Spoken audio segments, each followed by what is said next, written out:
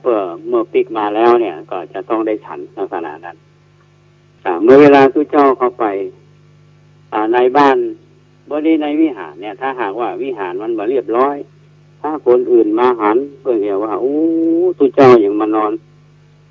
อย่างมุ้งกระต่ายลักษณะนั้นบ่เรียบร้อยต้องก็จะทำอีกหรือว่าคนที่เป็นฝ่ายตรงกันข้ามกับพระเจ้าประสงค์มาหันบ่เรียบร้อยเนี่ยเหมือนขยมหลายท่านที่มีทัศนคติบ่ค่อยดีกับวัดไปวัดใดเนี่ยสิ่งดีๆเนี่ยจะมองหันแต่สิ่งที่บดีไปวัดนั้นหกผ่องไปบอกเป็นระเบียบผ่องสิ่งที่ดีสิ่งที่งามเนี่ยบ่ได้ซึมซับก็มีอยู่ประเภทนี้เพราะฉะนั้นเพื่อนขอให้สามเณรดูแลตรงนี้นะอันนี้คือความรอบคอบของพระอุปชาโดยเฉพาะท่านพระสารีบุตรเนี่ยถึงแม้ว่าสามเณรน้อยเนี่ยจะน้อยนะแต่ว่าความรับผิดชอบสูงดูแลทีนี้ก็หมายเขาว่าวันนี้ออกบิณฑบาตขวายหน่อยคือเนนเข้าไปขวายหน่อย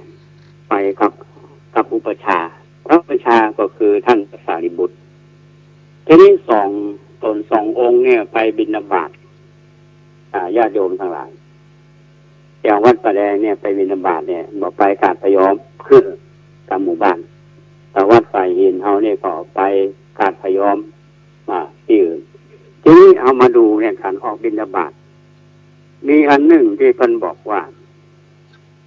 ทรัพย์เพิ่นว่าไปโปรดสัตว์เนาะเพิ่นว่าไปโปรดสัตว์ทรัพย์เนี่ยมันมีความหมายลึกซึ้งนะพระพุทธเจ้าท่านไปบิณฑบาตเนี่ยท่านจะต้องไปแสดงธรรมให้คนได้ใส่บาตรแล้วก็แสดงธรรมได้บรรลุมรรคผลอันนี้เขาเรียกว่าไปโปรดสัตว์ปัจจุบันนี้เราไม่แน่ใจว่าใครโปรดไผสัตว์โปรดหรือโปรดสัตว์หูเนาะทีนี้ปิกมาว่าท่านพระสารีบุตรขับสามเณรเนี่ยออกบิณฑบาตอาตมาเชื่อว่าไอ้โลเคชั่นที่ตั้งของสถานที่เนี่ยไปเนี่ยมันจะต้องผ่านให้ผ่านนาผ่านสวนผ่านอะไรเนี่ยเป็นธรรมชาติและสิ่งแวดล้อมที่ดีงามมีความสวยงดงามพอเนรเนี่ยเป็นคนที่ฉลาดอยู่แล้วสามเณรบัณฑิตไปกับหลวงพ่อพระธรรมเสนาบดีหรือธรรมสารีบุตรเนี่ยไปหั่นเหมืองในระหว่างทางเนี่ยทำไมเขาว่าเหมืองที่เพิ่นสำหรับเป็นเครื่องลำรางส่งน้ำเนี่ยไปเข้านาก็ดีเข้าอย่างก็ดีนะถ้าถามว่าอันนี้มันอะไรอย่างสามเณรถามหลวงพ่อเพิ่นเขาบอกว่าอันนี้มันชื่อเหมืองเหมืองเนี่ยเพิ่นเนมก็ถามว่าเพิ่นเอาไว้อย่างเหมืองเนี่ยท่านพระเถระก็บอกว่าเพิ่นเอาจากบ้านเนี่ยประกอบขายน้ำจากนี้แล้วประกอบไปทำไปส่ง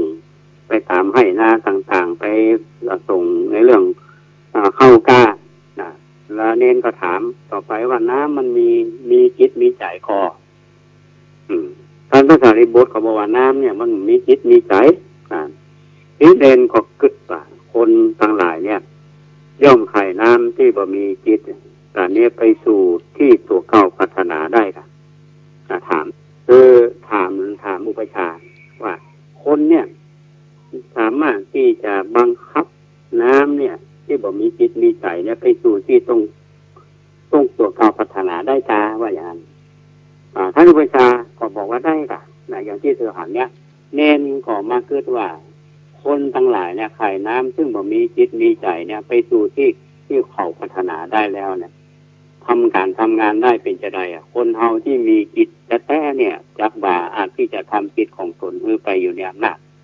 ก็บำเพ็ญสมณธรรมแล้วเธอก็เที่ยวต่อไปไปหั่นช่างสอน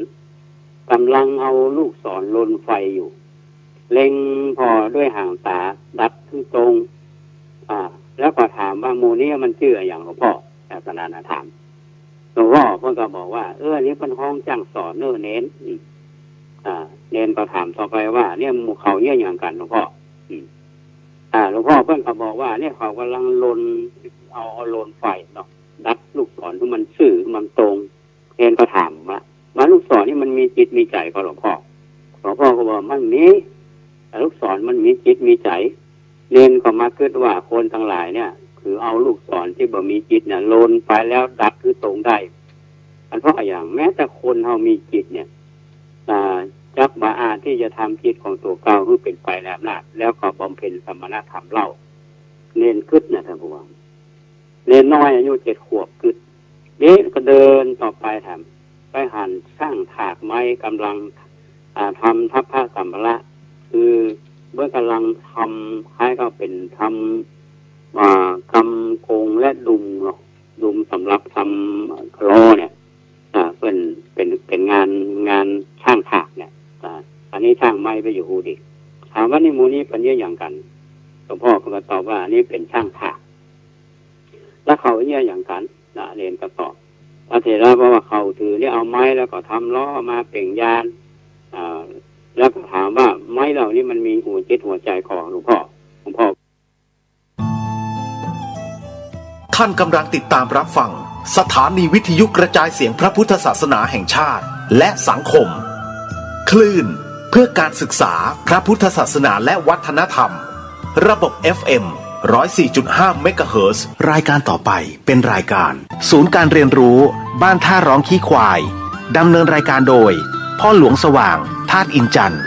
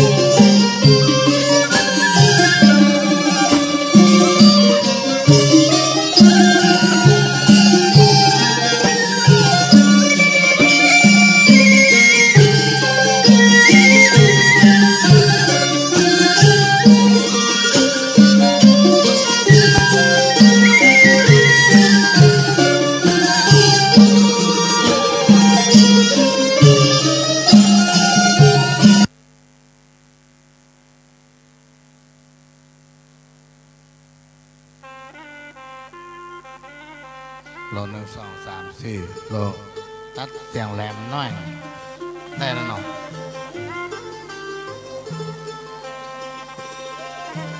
ไฟมาได้ยังไงได้เนาะไหว้สาในปารมีธรรมพระเถระครูบาอาจารย์พระภิกษุสงฆ์สามเณรทุกตนทุกองค์ขอสวัสดีพี่น้องท่านผู้ฟังพ่อน้อยพ่อนานพ่ออุ้ยแม่อุ้ยที่รับฟังรายการจากสถานีวิทยุกระจายเสียงพระพุทธศาสนาแห่งชาติและสังคมขึ้นเพื่อการศึกษาพระพุทธศาสนาและวัฒนธรรม FM 104.50 เมกะเฮิรตซ์จากวัดฝ่ายหินและก็ขอกราบขอบพระคุณทำหลายๆสถานีที่ได้นำเอาเสียงนี้เลสู่พี่น้องท่านผู้ฟังทางหนึ่งวันนี้บ่ได้มานั่งจัดรายการในห้องส่งมาได้มานั่งจัดรายการที่สถานีวิทยุมานั่งโอ้จากับพี่น้องท่านผู้ฟังกลางพระวิหารของวัดหลวงอ้อเนื่องจากว่าวันนี้มีการถ่ายทอดสดและก็ออนไลน์ไปต่างประเทศด้วยมีงานประเพณีส่งน้ำพระธาตุประจำปีแล้วปีนี้เป็นปีที่พิเศษส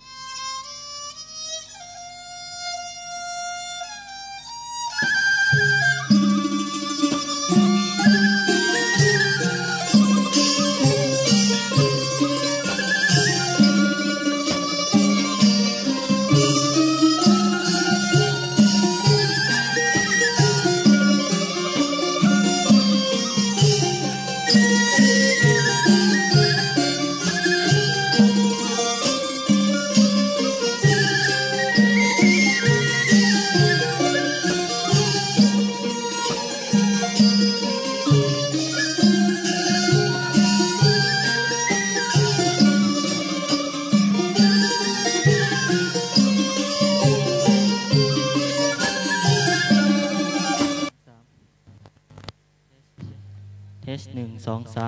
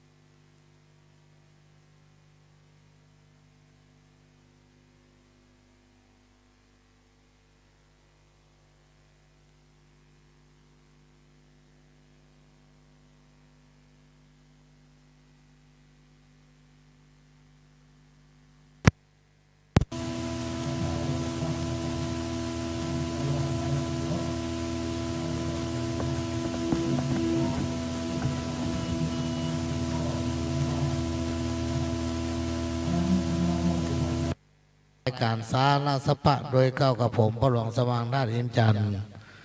จากสถานีวิทยุวัดฝ่ายหินหรือว่า FM 104.50 เมกะเฮิรตซ์จากวัดฝ่ายหินสถานีวิทยุพระพุทธศาสนาแห่งชาติและสังคมขึ้นเพื่อการศึกษาพระพุทธศาสนาและวัฒนธรรมโดยเก้ากับผมพระหลวงสว่างราชอินจันทร์บ้านท่าหนองขี้ควายเสียงที่ท่านได้ยินอยู่ขณะนี้เป็นเสียงจากวิหารของวัดร้องอ้อตำบลสันปีเสื้ออำเภอเมืองจังหวัดเชียงใหม่เนื่องจากว่าได้มีประเพณีมีงานบุญได้มานั่งคู่กันที่กลางวิหารนี่ในช่วงนี้ก็จะให้พี่น้องท่านผู้ฟังได้รับฟังเสียงจากคุณแม่วิศรีแก้วศิรินซึ่งจะนำเอาสาระสปะมาเล่าสู่กันฟังก็จะไปตามเวลาของรายการพระหลวงเนี่ยเอาคุณแม่ว่าถ้าคุณแม่เปิ้นย่างก็คือว่าจะจบพี่น้องแต่ว่ามันจะโดยพักโดยพี่น้องท่านผู้ฟังเพราะว่าคุณแม่เปิ้นอายุนักละก็เดี๋ยวก็จะขอเรียนเชิญคุณแม่เปิ้นได้แนะนำตัวเก่าแม่ไม่ตัวนั้นใจได้ละใจได้ละแม่ใจได้ละนะครับใจไม้ตัวนั้นเลยใจเลยครับเอาไม้เริ่มต้นใหม่เลยเอาไม้เข้าใกล้ๆแม่ไม่ต้องเป่าเอาเข้าใกล้ๆปากสวัสดีเจ้าแม่อุ้ยสีแก้วสีลินจะได้เอากรรมมาเก่ากรรมปอนปีใหม่มาเล่าสู่กันฟังถ้าผิดแต่ใดขออภัยตัวนะเจ้าแม่อุ้ยสีแก้วอยู่บ้านแม่แก้ดน้อยตำบลป่าไผ่อำเภอสันทรายจังหวัดเชียงใหม่อายุก็ล่วงเข้ามาได้90 ปีแล้ว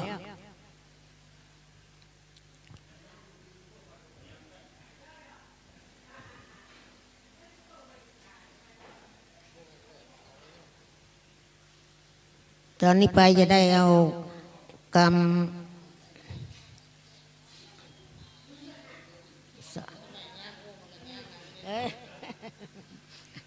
เอาวันตั้งต้นใหม่ซอกปีใหม่เนาะจ้ะ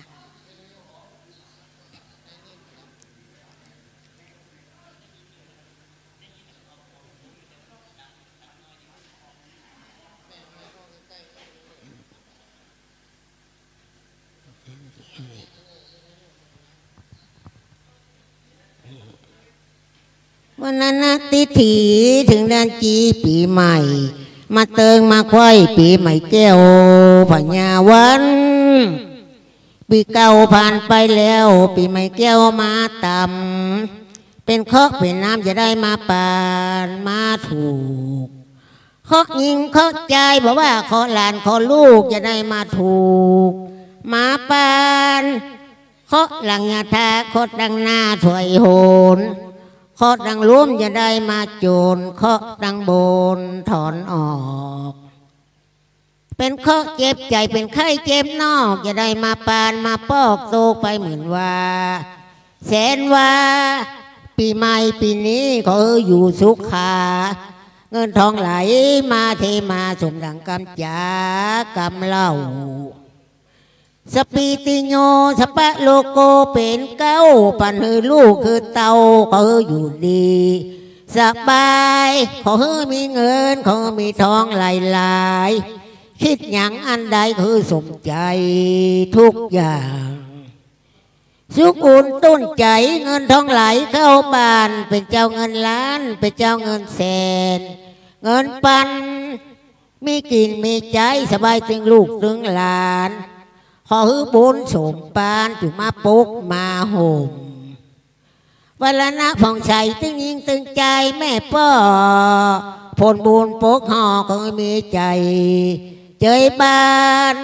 สุขกายสุขใจคืออยู่ม้วนกินหวานคืออยู่สุขสำลันมีผิวพรรณขาวผ่อง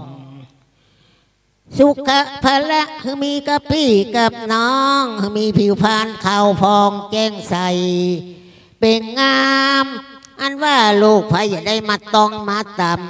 ำสุขกายใจงามคือสมตั้งกอมปอนปีใหม่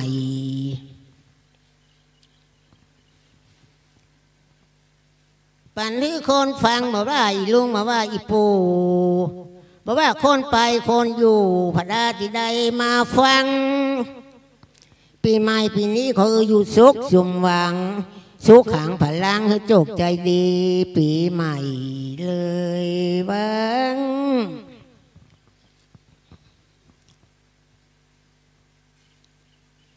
ตอนนี้ไปเป็นเพลงศีลห้ากวยฟังเตอะนายจะอธิบายศีลห้าตัวเองก็ได้ลำลู่เลี้ยนมาตั้งต่อไปนี้จะได้ใจแน่นบาปนาองค์พระพุทธาท่านเทศนาให้กราบปานาติปาท่านบอกฮือทำบาป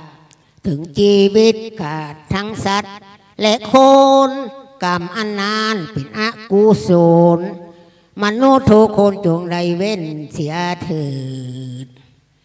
อธินาท่านว่าอย่าเนื้ออย่าลูบหลวงเฮอมือไว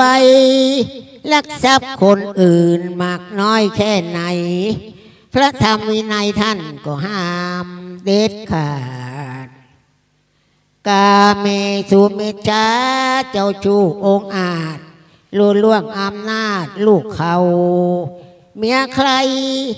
โทษหนักแต่จงหลีกเสียไกลอันหญิงลงไว้อย่าได้เล่นผัวเปิดมุสาวาตาอย่าจากำเกินจุอูไล่เปิ้นเป็นความไม่จริงแม้แต่เด็กน้อยหนุ่มเฒ่าชายหญิงบ่ใจความจริงก็อย่าเอามาว่า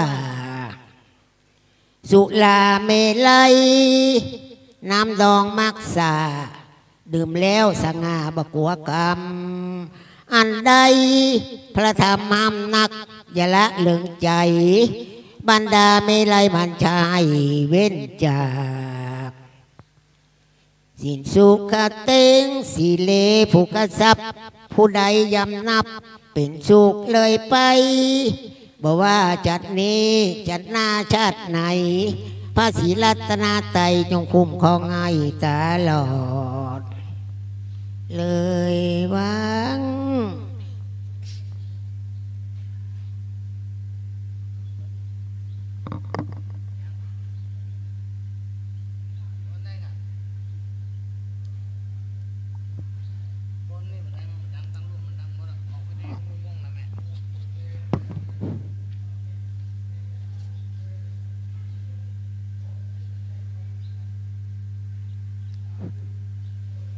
ตอนนี้ไปจะเป็นกรรมป่อสอนลูก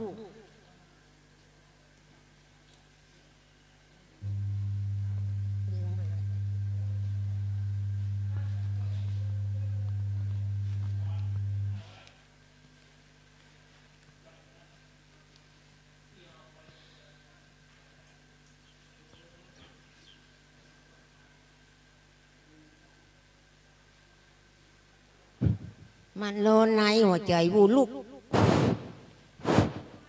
พ่อจะโยมตุกเพื่อลูกอุตตีคือเจ้าลูกรักได้อยู่สุขีเงินทองบ่มีป่อหามาฮือขอยังเดียวลูกจะไปดื้ออย่าเป็นนักเลงเก่งร้ายพ่อแม่สอนยังให้จำเอาไว้ชีวิตจะได้ตีขากลัวอนาคตลูกมีปัญหาพงข่าวกัญชาชุลาน้ำเหล้าอย่าไปสนใจมันเนื้อลูกเต้าชีวิตของเรากันนักอย่าไปสนใจอย่าไปมั่วสุมเสพถุนจู้ลักมันจะร้อนไหมที่ลูนเมื่อมีเงินนักมีแต่เปื้อนฝูงตุกไล่ไปลูนไผ่บ่พอหน้า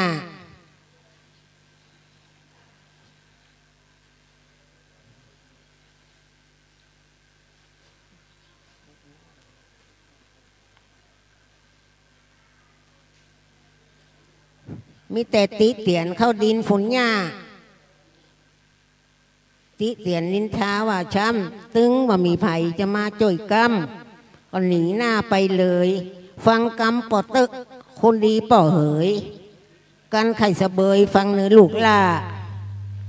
ทรัพย์อยู่ในดินศีลอยู่ในหญ้าป่าอยู่ในวังแม่น้ำถ้าเราขยันบอกเกียรติบอกค้านตึงบ่ตายกั้นเนื้อนายจิตใจมันนะดิ้นรนขงขวายกล้วยโอ๊ตทำไปเต่อเล็กเต่อน้อยความไร้เลี้ยงสาพญาก็น้อยประชบกันมีบ่นักยุกตุกโหโศกาพิพัฒน์ล่อแมงเม่าเข้าจมไฟสิ่งยั่วยุมีมากหลวงหลายอย่าหลงลืมลายเนื้อนายลูกล่าตอนนี้แหละนายเหยตอนนี้ไปเป็นกำปอนปีใหม่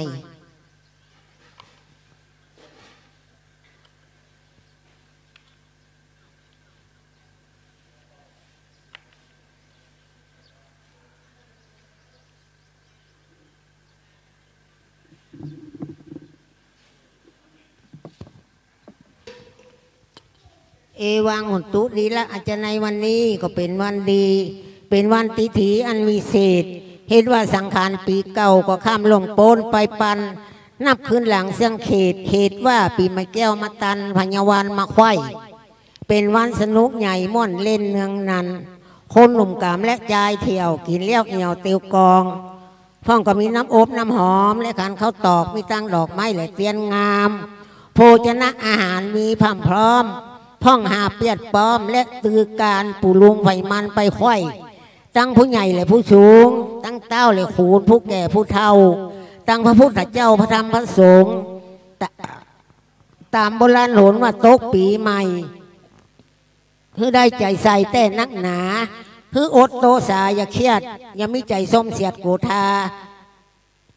แต่งตัวมายานุ่งย่องเน็บดอกซ้อมเต็มหัวประดับเนื้อตัวงามใหม่เสื้อผ้าใส่จันมันไล่เล่นกันเยาะหยอกดักน้ำถอกโคดกันตามโบราณจารีตเป็นปฏิเบยหายวันนี้หมู่เราเจ้าข้าตั้งหลายก็นำมายังเตียนงามมีผำพร้อมโภชนะอาหารเอามาตั้งไว้เหนือขันเพื่อจังมาขอสุมาค่ะหรือว่าตัวเราเป็นผู้เฒ่าผู้แก่ก็มีธรรมะเมตตารับเอาแล้วตั้งนี้ไปหน้าก็ขออยู่ดีไม่ชุกอ อายุมั่นยืนยาวจงเลยเป็นพระอันประเสริฐหรือบังเกิดจงจำคือเป็นแป้นผีดันคำอันใหญ่กว้างไปหับประตูอบายจงฮือกับกายเป็นคันไดแก้วกายขึ้นจันฟ้าจงฮือเป็นม้ามณีกับแก้วอะจะในจงฮือเป็นพระไตรคือข้าวห่อจงฮือเป็นพระกว้างต่อมหาเถรนิลปานจงฮือเป็นพระมายานอันประเสริฐจงฮือนำเอาเจ้าทั้งหลายไปเกิดที่ประเสริฐตระกูลดีคือบุญละเนี้ยบุญละสีอันใหญ่คือสมดังกำมักกำไพ่ภาธนาคือสมดังกำจาทุกสิ่งคือได้เป็นเจ้ามิ่งเงินคำมีลักษณะงามปวดล้วนเป็นที่ม่อนใจโคนมีปัญญาตนมากกว้างมีแรงต่อจ้างปางปายมีลูกเต้าคือได้สอนง่ายอย่าได้ใจใกล้จากทำบุญมีลูกยิงลูกชายผัวมิ่งเมียมิ่งคือมีกำลังยิ่งเสมอกันหูทหารแจ้งจอดคือมีสติหลอดหลวงหลายอย่าคว่ำหงายเตียงมั่นอย่าดวนสั้นปันตันหูกำลังหลายภาษา101จุงหันแจ้งผ่องใสเตียวตั้งไก่ก็คือปันหลอดกึดโดยยอดป่าละมีเป็นดวงดีเกี่ยวกู้คือนำเอาเจ้าลูกเต้าหลานเหลนไปสู่เวียงแก้วมาเทนนี้ละปานนั่นจุงจักมีแต่ดีหลีเดเตอร์อายุวันโนสุขังพลังขณะนี้พี่น้องท่านผู้ฟังก็กำลังรับฟังรายการสาราสปะซึ่งเป็นรายการของกระผมพระหลวงสว่างธาตุอินจันทร์ก็ได้ทำการ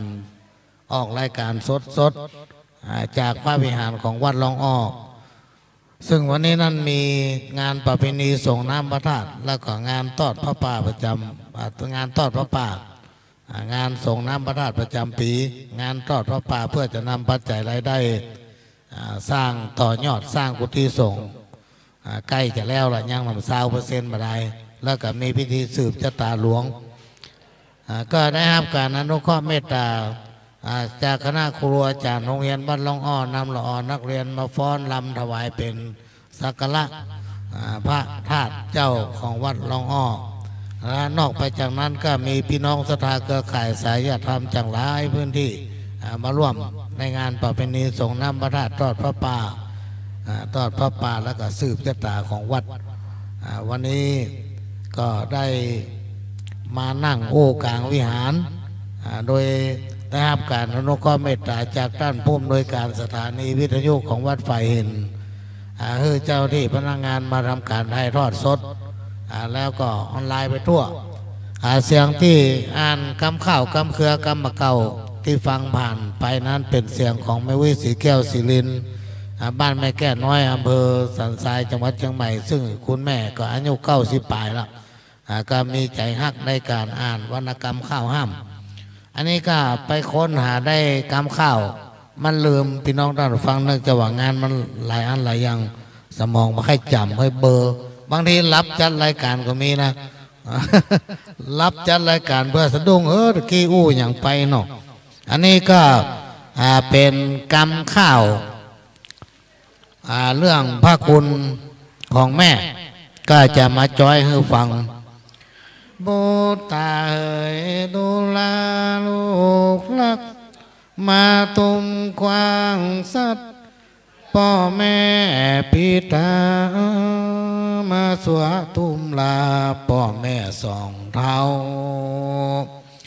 ปอบ่ออินดูตากาหาลูกเต้าบอกเกิดหาบุญคุณแม่เลี้ยงเกิดมาเป็นคนกายเป็นหมอดเมียงมาจากตอบตามึงกูเลี้ยงใหญ่มาแล้วครับกายเป็นศัตรูเปรียบเหมือนดังงูตัวพิษแก่นกาพ่อแม่สั่งสอ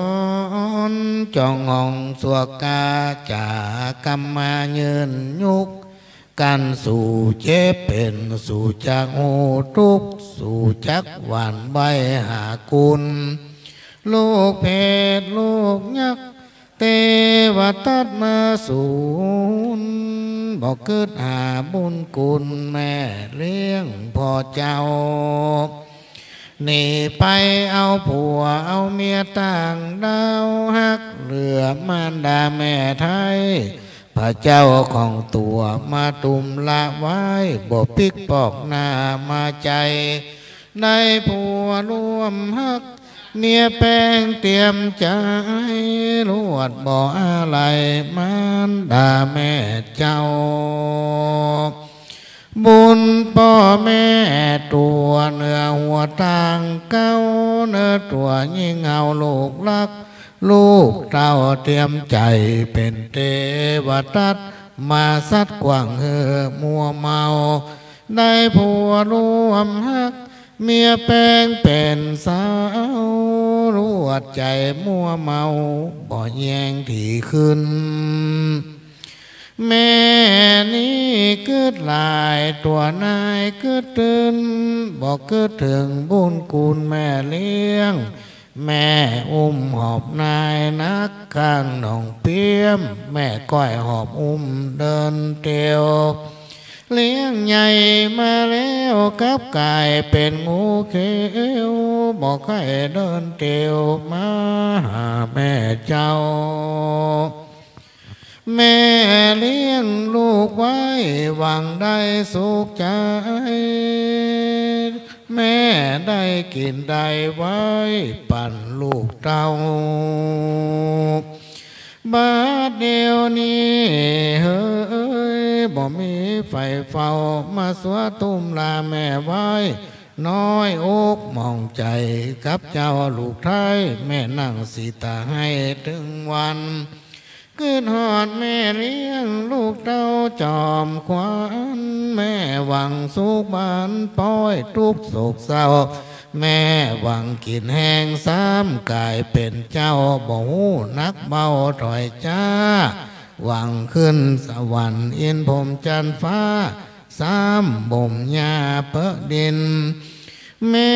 เลี้ยงชีวิตอินทรีย์หากินเลี้ยงลูกใจยิงเด็กขาหนุ่มน้อยหวังขึ้นสวรรค์อินพรหมจันทร์ฟ้าซ้ำมาบ่มยาเปะดินแม่เลี้ยงชีวิตอินทรีย์หากินเลี้ยงลูกใจยิงเด็กขาหนุ่มน้อยบ่ใจแข้งจ่าเนื้อนายน้องน้อยตามก็มีบอกตักเนื้อเจ้าลูกรักเหมือนกันจูผู้หญิงใจตั้งแต่วันนี้คือเจ้าตั้งหลายอยู่สุขสบายเนื้อนายน้องเนาขณะนี้พี่น้องท่านผู้ฟังก็กำลังรับฟังรายการสารสปะโดยก้าวกับผมปลองสว่างด้านทินจันทร์ซึ่งได้มานั่งจัดรายการกลางวิหารของวัดหลวงอ้อโดยได้มีคุณแม่วีศรีแก้วศิรินเป็นผู้ที่ฮักวรรณกรรมบอกว่าจะเป็นข้าวกรรมเก่าได้มาพบปะกับพี่น้องท่านผู้ฟังก็มาถ่ายทอดกลางวิหารพี่น้องท่านผู้ฟังต้องขอสุมาทางด้านเสียงมันดังพูดพลาด ไฟมันตกตะกี้นี่เป็นกรรมข้าวพระคุณของแม่ก็เป็นของคุณแม่วิศรีแก้วศิรินในปหลวงก็ลืมไปพ่อเมินเอาไปอ่านเล่าให้เพิ่นฟังให้เตือนหนึ่งส่วนมากจะใจทั้งปลายมาน้อยเดียวไปที่ไหนเพิ่นก็ขอถ้าโอ้ถึงเพลงนี้มันก็ถึงดังขนาดแหละตอนนี้พี่น้องท่านผู้ฟังได้พบปะกับตัวจริงซึ่งคุณแม่เพิ่นอายุใกล้จะร้อยละอายุใกล้จะร้อยมันหายากผู้ที่มีใจฮักและอายุนักที่สุดนี่นะจะมาออกรายการกับพี่น้องท่านผู้ฟังโดยเฉพาะเป็นรายการสดที่ถ่ายจากวัดหลวงอ้อต่อไปจะเป็นข้าวของแม่วิจันทร์รักษัตริย์ส่วนมากพระหลวงจะเอาทางไปมาอ่านถ้ามาอ่านทั้งหมดนี่มันอ่านมาแค่จำพี่น้องท่านผู้ฟังเนื่องจากว่ามันนักลำไปเขาไม่ใช่เป็นจ้างซอเนาะมันเป็นเฉพาะกิจวันนี้นั่นก็ด้วยความดีใจที่ได้มีการเผยแพร่ภาพไปทั่วโลกโดยเฉพาะพี่น้องที่อยู่ในต่างประเทศเปิดติดตามรายการวันนี้แล้วก็มีผู้สื่อข่าวหลายคณะมาร่วมกิจกรรมนี้ก็จะไปทำเป็นวีดิทัศน์เพื่อจะส่งไปทางพี่น้องที่อยู่ในต่างประเทศต่อไปก็มาฟัง ข้าวของแม่วิจันรักษัตเสร็จแล้วก็มาพบปะกับแม่วิสีแก้วสิรินต่อหำสักหน่อยหนึ่งวันนี้รายการของผู้หลวงคงจะไปถึง3 โมงเนอะพี่น้องท่านผู้ฟังอินโดเจ้าหน้าที่สถานีไม่ได้รับว่ะทุกเจ้าเปิดห้องลุกมาตี4ไรหรอ มาฟังตั้งปลายเศรษฐกิจพอเพียงกินเฮาบ่นักอย่าฟักหลายเคียงเอาหมอกพ่อเพียงเลี้ยงครอบครัวใดจากแต่งข้าวสารมากราบวอนไว้กับพี่น้องไทยทั่วทิศช่วยแก้ปัญหาช่วยกันมาคนคิดชีวิตต่อสู้วันจ้างขายจ้างกาได้มาแบ่งปันเป็นส่วนเป็นอันมันก็อยู่ได้ก็จากพอเพียงเลี้ยงต้องปากใสปลูกส่วนขั้วไปพร้อมพักบะทั่วบะแตงบะแฝงบะฟักปลูกตามมั่วบ้านเลี้ยงยายเหลือกินเหลือใจนำเอาไปขายจากเสริมเป็นหลายจุนเจือในบ้านถึงเศรษฐกิจวิกฤตตายด้านคงบ่ยาวนานยืดเยื้อเอาต้องทำใจทนไปกู้เจื้อตามโอกาสเอื้ออำนวยประหยัดเข้าไว้จังได้ไปสวยถึงบ่ร่ำรวยกะหมอกอยู่ใดกะหมอกอยู่ใดอันนี้เป็นของแม่วิสีแก้วสิรินซึ่งคณะนี้นั้นพี่น้องท่านผู้ฟังพระนาท่านผู้บริหารประเทศโดยท่านนายกประยุทธ์จันทร์โอชา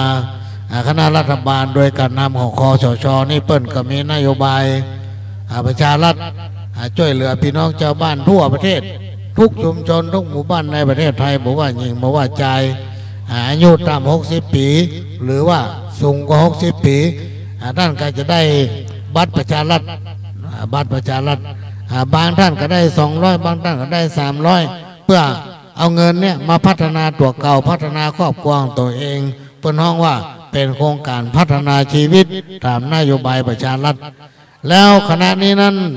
พระท่านผู้บริหารประเทศโดยภายใต้การนำของท่านนายกประยุทธ์จันทร์โอชาเปิ้นยังมีโครงการไทยนิยมอย่างยืนซึ่งมีการเข้าไปในพื้นที่หมู่บ้านชุมชนประชุมเดือนหมู่บ้านชุมชน4 ครั้งต่อชุมชนเพื่อจะได้นำงบประมาณเข้ามาเสริมทางด้านเศรษฐกิจพอเพียงเนี่ยพี่น้องท่านระวังรับฝ่ายนำมาใจควบคู่กับศีลธรรมมันก็จะเกิดมีความสมานฉันท์อยู่เย็นเป็นสุขประเทศไทยจะมีการพัฒนาก้าวไกลพี่น้องราษฎรในหมู่บ้านชุมชนจะต้องมีความอยู่ดีกินดีและก็มั่งคั่งคำเดียวนั้นจะได้พบปะกันไม่เว้สีแก้วสิรินต่อสักบท2 บทแล้วก็จะยุติการใจเสียงจากวัดหลวงอ้อแล้วก็จะขออนุเคราะห์ต้านผู้รายการเปิ้นเอารายการปกติหรือว่าเอารายการอื่นมาแทนเพราะเวลาพ่อหลวงมันจะมีตั้งแต่บ่ายโมงถึงบ่าย3 โมงก่อนที่จะป้าคุณแม่ก็ได้จะเอาพระคุณป่อให้ฟังเห็นน้อยหนึ่งบุญญาปาละพระปอปิตามีเต้าได้จากการบอกคือกุณป่อ21กุณแม่12อันนี้เป็นพระคุณของป่อของป่อตะกี้เนี่ยพระคุณของแม่โอ้เมื่อมาเดียวเดี๋ยวก็โทรหากันเนาะพอดีลูกหลานพี่น้องท่านฟังมันมาบ่มอยู่จอกมาตันหันมันเดี๋ยวออกประตูวัดไปมาเดียวนี่ก็เป็นรายการสาระสปะร้อยอันปันเรื่องพี่น้องท่านฟังก็เป็นการส่งเสริมฮิปฮอยประเพณีที่เป็นภูมิปัญญาเพื่อนบ้านที่คนเหนือเฮาล้านนาเฮานำปฏิบัติ ก็จะขอนำข่าวมาประชาสัมพันธ์เกี่ยวกับปีใหม่โดยมีโครงการเสวนาที่วัดเจนยอดเมื่อวันที่6 มีนาคมที่ผ่านมาที่ลานต้นโพวัดเจนยอดพระอารามหลวงก็มีการเสวนาตามโครงการว่าคนล้านนาเฮาจะแยะอย่างใดเมื่อการเปลี่ยนไปของวันพญาวัน ตอนนี้มติในที่จัดเสวนาเกี่ยวกับกิจกรรมวันสงกรานต์ปีใหม่บ้านเฮาก็มีมติเป็นเอกฉันท์พี่น้องท่านผู้ฟังทำสักเดือนหนึ่งพี่น้องท่านผู้ฟังก็คงจะได้รับข่าวจากพระเถระครูบาอาจารย์โดยเจ้าหน้าจังหวัดท่านจะได้ประสานไปถึงเจ้าคณะอำเภอเจ้าคณะอำเภอจะได้ประสานยังพระสังฆาธิการและพระอธิการเจ้าคณะตำบลเถระครูบาอาจารย์ตุปู่ตุลุงพระเนนเถรน้อยอยู่ตามวัดวาต่างๆภาคเหนือล้านนาของเฮานี่ได้รับทราบว่าปีใหม่เมืองของเฮาปีนี้วันที่14เนอะวันที่14 เมษายนเป็นวันจะขานล่องวันที่15เป็นวันเนาหรือว่าวันเน่าวันที่16เป็นวันพญาวันวันที่17เป็นวันปากปีวันที่18เป็นวันปากเดือนวันที่19เป็นวันปากวันอันนี้ก็จากการเสวนาโดยการสรุปผลของคณะผู้ร่วมเป็นวิทยากรและก็อาจารย์วรบนามวงคมรองประธานสภาวัฒนธรรมจังหวัดเชียงใหม่ก็ได้ฝากข่าวมารวมไปถึงสถานีวิทยุของวัดฝ่ายหินโดยท่านผู้อำนวยการสถานีก็ฝากข่าวมาประชาสัมพันธ์เพราะนั้นก็ขอแจ้งพี่น้องไปเป็นทอดๆตอนๆเนาะก็เดี๋ยวกลุ่มผู้นำทั้งหลายก็คงจะได้รับแจ้ง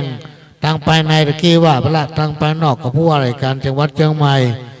นายอำเภอเนาะก็จะได้แจ้งไปยังพ่อแขวนพ่อกำนันเพื่อประชาสัมพันธ์ให้พี่น้องชาวบ้านนะครับทราบว่าปีนี้ปีใหม่เมืองวันจะขานล่องคือวันที่14วันที่15เป็นวันพญาวัน16เป็นวันถลิงศก17เป็นวันปากปี18วันปากเดือนพี่น้องท่านฟังอันนี้เรื่องของปีไปเมืองก็ขอท่านได้พบปะกันไม่วิสิแก้วศิรินทำช่วงหนึ่งลากกระเดียวก็ยุติการถ่ายทอดเสียงสดในรายการของพ่อหลวงจากวิหารวัดหลวงอ้อขอเชิญคุณแม่ครับไม่คุณแม่ไม่ไหนละเชิญคุณแม่ครับทำรอบหนึ่งก็เดี๋ยวจะได้ยุตินะครับเสียงดังบนพระวิหารนี่มันไม่ได้ยินแต่ว่าวิทยุนี่ชัดเจนเลยชัดเจนเพราะปล่อยเสียงลงทางล่างนะครับเชิญพ่อปากับคุณแม่วิสีแก้วศิรินซึ่งเป็นมีอายุเกือบจะ100แล้วนะพี่น้องท่านผู้ฟังที่เป็นอู้ได้จำได้นะนำมาอู้เล่าสู่เขาฟังนี่บางทีก็ขาดตอนไปพ่องเพราะว่าเปิดอายุนักเนาะตั้งใจฟังมันก็หายากผู้ที่มีอายุนักใกล้ถึง100มาอู้เป็นตู้เป็นตะนำเอาสาระสปาสเป็ดมาเล่าอู้สู่กันฟังขอเชิญได้พบปะกับคุณแม่ครับขอเชิญครับคุณแม่ขอเชิญสวัสดีเจ้า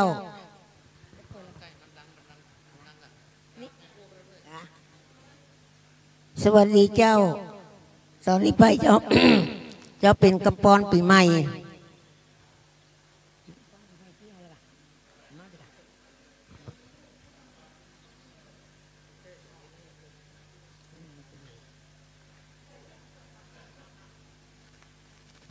เจ้าปารมี30ตัดมาอู้สู่กันฟังถ้าพิษตัดใดขออภัยโดยนะเจ้าปารมีของครูบาศรีวิจัยของล้านนา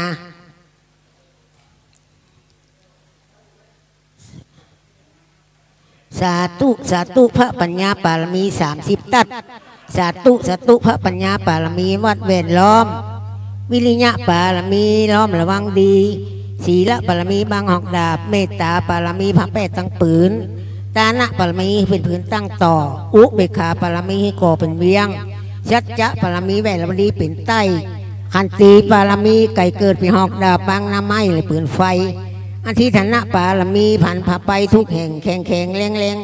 ภาพผูงหมู่มานผีสางไฟเพศทุกที่พบที่พังไพ่หนีนางธรณีอัศจรรย์พระชนมผู้อยู่ขวาง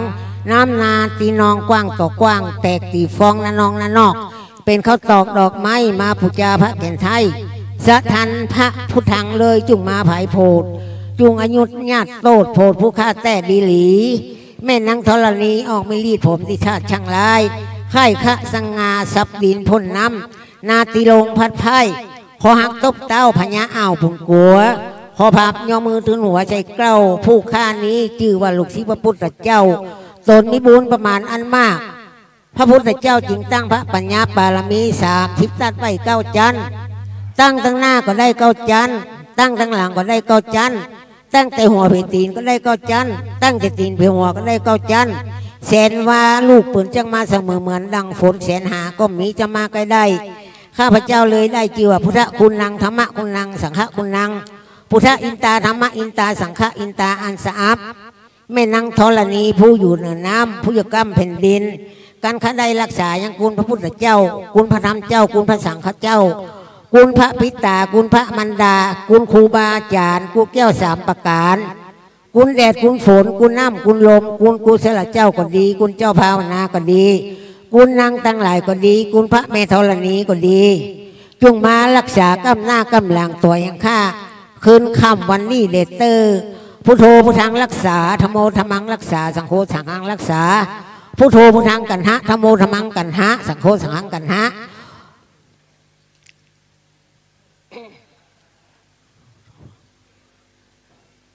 พุทโธพุทธังอรหังพุทโธพุทธังหลังธโมธรรมังหังสังโฆสังฆังลานพุทโธพุทธังรักษาธโมธรรมังรักษาสังโฆสังฆังรักษาพุทโธพุทธังกันหะธโมธรรมังกันหะสังโฆสังฆังกันหะอายุวันโนสุขังพลังพวันตุเมนะสาปเสปุรุอัทังปริปตังมัจจุลาสานภาจติ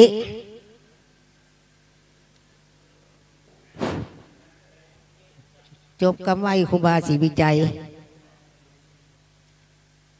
ตอนนี้ไปจะเอามงคล38มาอู้สู่กันฟังถ้าพิษตะใดขออภัยตัวนะเจ้ามงคล38ประการนี้เป็นเพชรเม็ดเยี่ยมเป็นหลักธรรมคำสอนของพระสัมมาสัมพุทธเจ้าผู้ที่ใฝ่ทำตามจะเพิ่มความสวัสดีมีมงคลแก่ท่าน 1. ไม่คบคนพาลไปหาความผิด 2. คบบัณฑิตไปหามรรคผล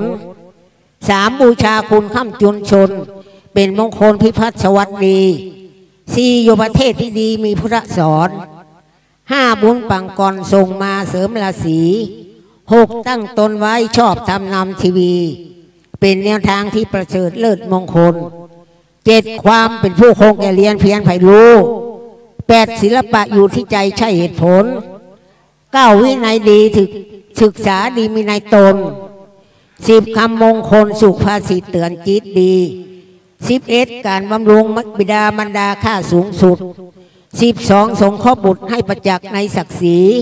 13. การสงเคราะห์ภรรยาหน้าที่ดี 14. การงานที่ไม่ค้างสร้างมงคล 15. การให้ทานเป็นบุญมาจุนกรรม 16. ประพฤติธรรมนำใจไผ่กุศล 17. การสงเคราะห์ญาติสนิทมิตรทุกคน 18. งานของตนไม่มีโทษโปรดจดจำ 19. เว้นจากบาปทุกอย่างทางทุจริต 20. สำรวมจิตสิ่งมันเมาอย่าถลำ 21. ไม่ประมาทเกิดพลาดห่างจากธรรม 22. การเคารพผู้ใหญ่มีวัยวุฒิ 23. ดีที่สุดการถ่อมตนผลผ่องใส 24. ความพอเพียงเป็นสิทธิพี่ภูมิใจ 25. เกิดเห็นในริยสัตว์หัดไว้วาง 26. การฟังธรรมต่ำกันการฟังธรรมต่ำกันสารความคิด 27. มันฝึกจิตได้ไม่อดสู 28. ความเป็นผู้สอนง่ายให้เอ็นดู 29. ได้เชิดชูดูพระจะสุขใจ 30. สนทนาธรรมต่ำการสำราญยิ่ง 31. ขยันจริงพ้นทุกภพสุขใส 32. การประพฤติพรหมจรรย์มันฝึกใจ 33. เกิดเห็นในริยสัตว์หัดปล่อยวาง 34. การกระทำพระนิพพานนั้นให้แจ้ง 35. จิตไม่แกว่งเพราะลูกทำนำวิถี 36. ไม่เศร้าโศกหวั่นไหวทั้งหลายดี 37. ผงธุลีในจิตใจมาลายพัน 38. จิตเกษมเปรมปรีมีสุขยิ่งมงคลจริงปฏิบัติอย่างขยัน จักมีคุณว่ามีค่ามากอนันต์ถึงนิพพานที่สุดหยุดทุกเอ่ยสวัสดีเจ้า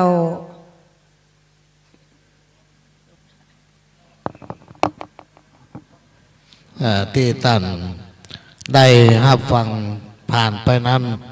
ก็เป็นเสียงสดๆจากคุณแม่วิสิแก้วศิรินบ้านแม่แก่น้อยตำบลประไผ่อำเภอสันทรายจังหวัดเชียงใหม่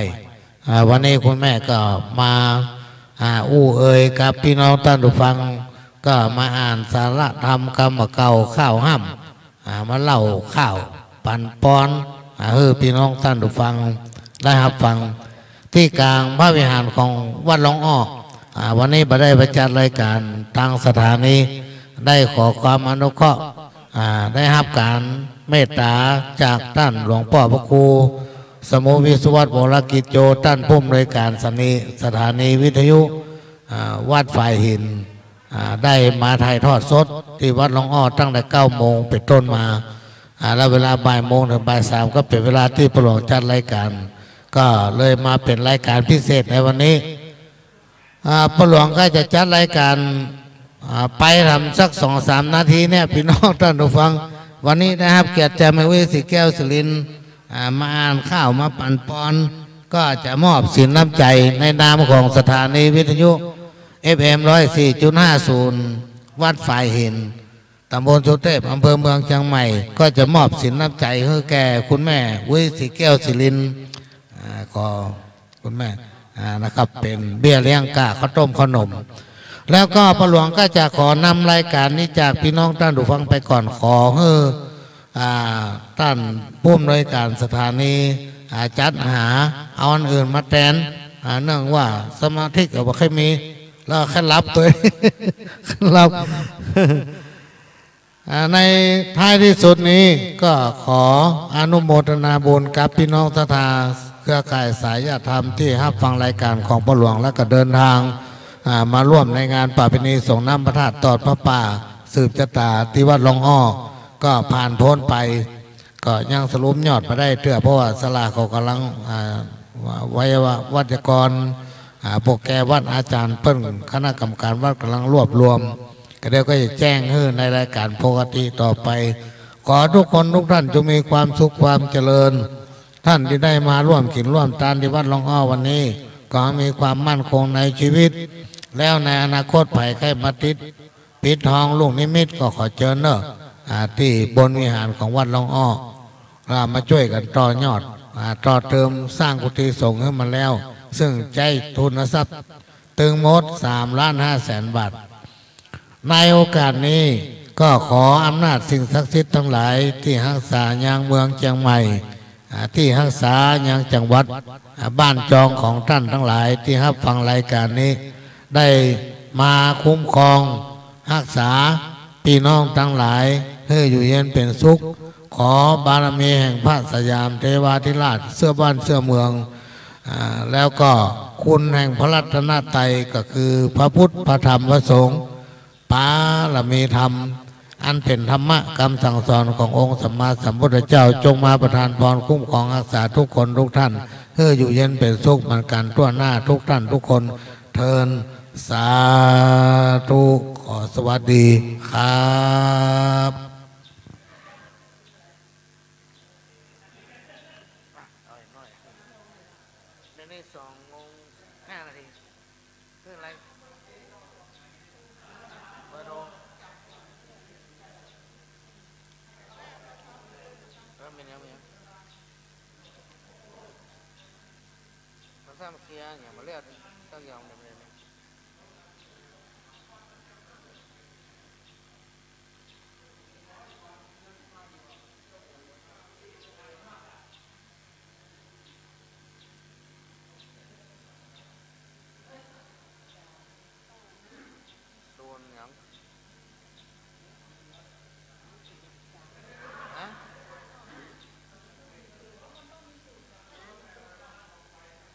ว่ามันเป็นเลขกี่ตัว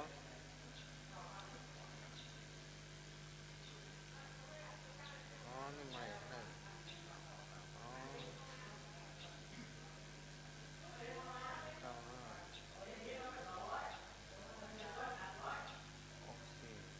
64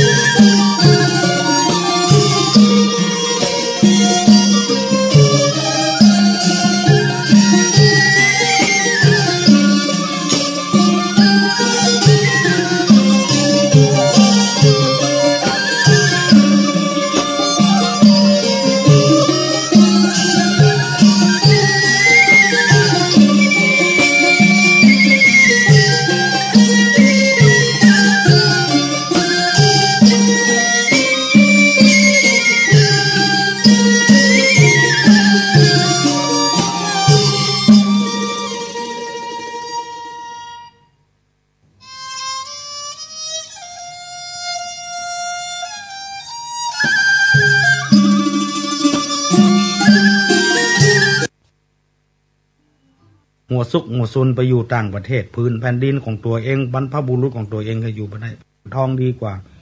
คุณธรรมก็เลยเอาไปขายกลุ่มก้อนนั้นสหปัญญาชนกี่ปริญญามาสอนให้ท่านอย่าไปเชื่อคนที่เขาจะฉลาดได้ลวกได้อยู่ที่ตัวเขาเองสอนตัวเขาเองอันนี้คือตัวพระเจ้านี่คือตัวเทพตัวเขาเองเนี่ยว่ามีเทวดาตนใดมาสอนให้คนว่าเปิ้นเขาฟังเขาก็เอามาจำแล้วก็มาสอนตัวเก่าแล้วก็มาปรับปรุงตัวเก่าอันนี้มันถึงจะเกิดขึ้นอันนี้หลักของพระพุทธเจ้าที่แท้จริงมีสุภาษิตเมืองเหนือเขาบทหนึ่งว่าคนไหนแล้วบ่ต้องไปสอนจิ้งหีดแมงจรไปสอนมันเต้น มันจะเต้นตามธรรมชาติของมันแล้วไผ่เคยหันบ้างคำมานั่งนี่ลองไผ่เคยหันบ้างคำมาแม่เอาลูกมาสอนด้วยตัวอ่ะสอนเต้นอย่างนี้นะแม่เนอะเดี๋ยวไก่ซับไปหัวถึงแม่ถึงลูกมันเต้นคนเดียวมันแล้วมีแถมกรรมเราไปสุภาษิตคนโบราณว่าคนถ้าอย่าลวกมาพ่ออ้อมปอกนะถ้าบ่ลวกงอกเต็มหัวก็บ่ลวกคือถ้ามันจะฉลาดมันเมื่อพังอ้อมปอกตัวมันก็ฉลาดนะมันลวกนะลวกตั้งแต่น้อยมาถ้าบ่ลวกงอกเต็มหัวมันก็ถึงบ่ลวกแล้วไปนั้นกรรมนี้จะไปใจว่าพระมาสอนพระมาเทศน์คือฟังโยมต้องเข้าใจอย่างนี้และโยมจะต้องเอาความหูนี่ไปใจไปประพฤติปฏิบัตินี่ถูกต้องแน่นอนกว่าเพราะนั้นจึงขอให้โยมทั้งหลายพิจารณาว่าการเทศน์การที่จะเกิดธรรมะเนี่ยจะต้องมีการฟังเราไปสอนถูกเก่าอาตมาขอสนับสนุนให้ท่านทั้งหลายพยายามฟังให้เกิดความรู้ความเข้าใจขึ้นมาอย่าไปคิดว่าพระมาสอนเวลาเปิ้นเทศน์เปิ้นอบรมเปิ้นสัมมนาอย่างที่ไหนถ้าเรามีชื่อเราต้องไปนะไปเพื่อเกิดความรู้ขึ้นมาสอนตัวเก่าอย่างบ้านนอกบ้านนานี่เพื่อเพื่อนห้องไปประชุมบอกให้ไปอันนี้เมืองของเขาจะเป็นแผ่นดินธรรมมาได้ก็เพราะว่าอย่างเนี้ยเพราะว่าคนเขาบอกให้ไปประชุมลักมันมีอยู่6อย่างนะอันลักที่เป็นแผ่นดินธรรมนี่มาได้นะ1เอาเป็นว่า2ดาราตัวแทน3แงนพอหน้า4ท่ายกมือ5ถือตัวแน่6แย่แล้วบอกแก้ไข6อย่างเนี่ยมันตึงบัดเจริญอยู่ที่ไหนสังคมใดสมาคมใดก็เหมือนกันอยู่วัดอยู่บ้านอยู่ที่ไหนข้อแรกนี่เอาเป็นว่าเปิ้นไปประชุมไปก่อนเอาเป็นว่าแล้วเนอะข้านี่บัดเจยากอย่างเปิ้นนะเปิ้นได้ค่าก็ยังหนักนะขนาดบัดไปนะยังไม่ยากเลยนะ แล้วอย่างใดอย่างยากแถมไม่เพื่อนพอไอ้นี่ตัวเป็นตัวไอ้กินเลือดดูดเลือดตรงสำคัญรุนแรงยิ่งกว่าโรคเอดส์ก่อน บ้านเมืองบัดเจริญกระหมู่เนี่ยคือบัดได้ไปฟังเปิ้นแล้วพอเปิ้นประชุมกันแล้วมันบอกหูเรื่องอย่างสักอย่างเปิ้นตกลงกันแล้วมันก็เป็นคนแกล้งจะพัฒนาเนอะจะยกฐานะบ้านเฮาให้มันดีทำหน่อย10 ปี20 ปี30 ปีแต่ก่อนมันก็อย่างเงี้ยเป็นหลุมเป็นม่องจะดีขึ้นทำหน่อยมีป้ายกันมีหลุมเทขยะกันแล้วก็เนี่ยอย่างนี้เป็นเวลากันนี่เปิ้นประชุมกันแล้วเปิ้นก็หันว่ามันดีมันชอบคนจะมีระเบียบหน่อยมันไม่ได้ไปประชุมเปิ้นมันได้ไปเปิ้นเอาแล้วหรอก